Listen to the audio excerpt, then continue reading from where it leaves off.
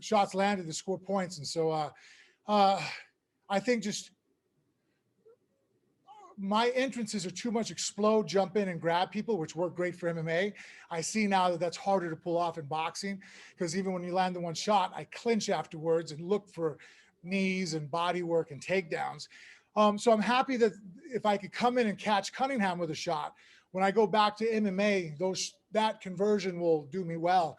So I think as far as building up my MMA striking, this an A plus. As far as trying to do the things that I've been trying to train myself to do, those more boxing, I didn't. You know what I mean? I didn't come behind triple jabs and double jabs.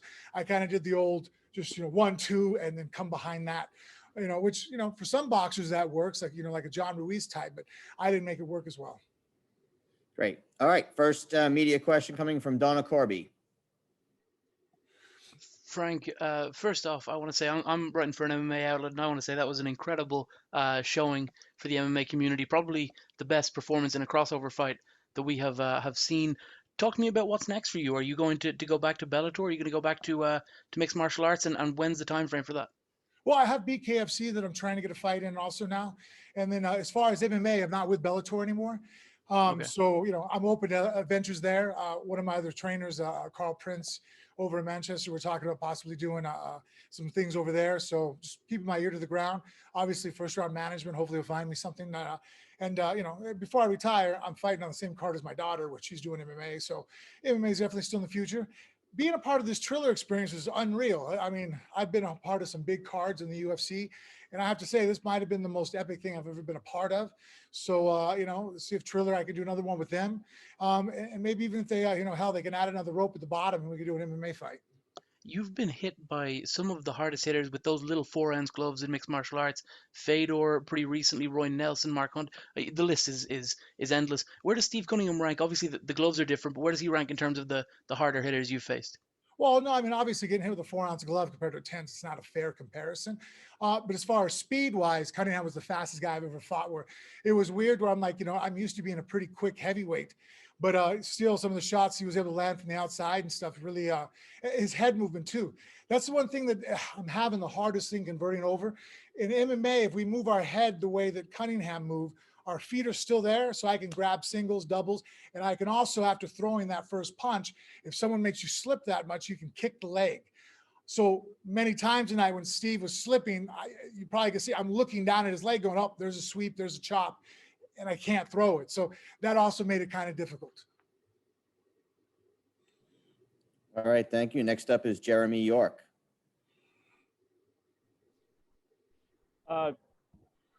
Finally, good to talk to you there, Frank.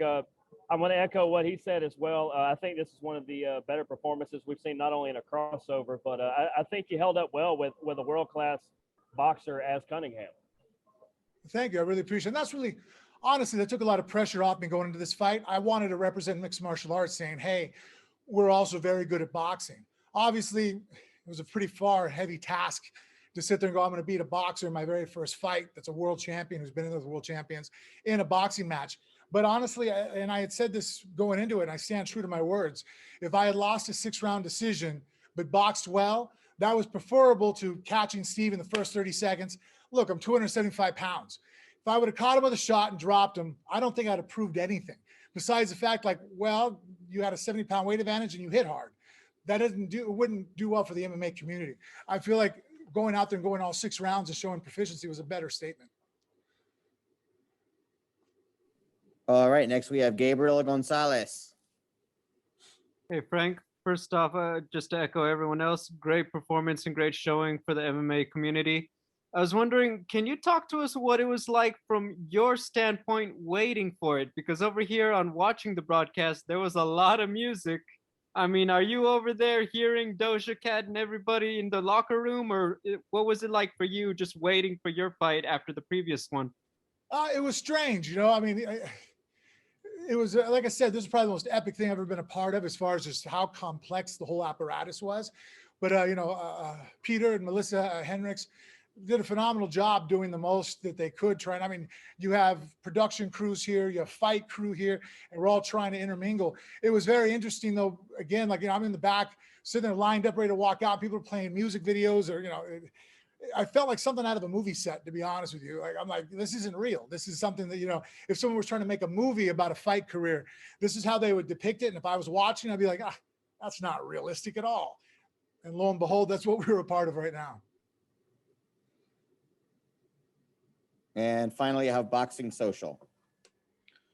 Ames here for Boxing Social in association with Bedford. Frank, you're very open about wanting challenges and loving challenges in life. Was your entry into boxing the challenge you expected it to be? And also, could I ask you, you weighed in 70 pounds heavier than your opponent. Do you think maybe if you came in a little bit lighter, it might have affected your performance in a better sense? I mean, no.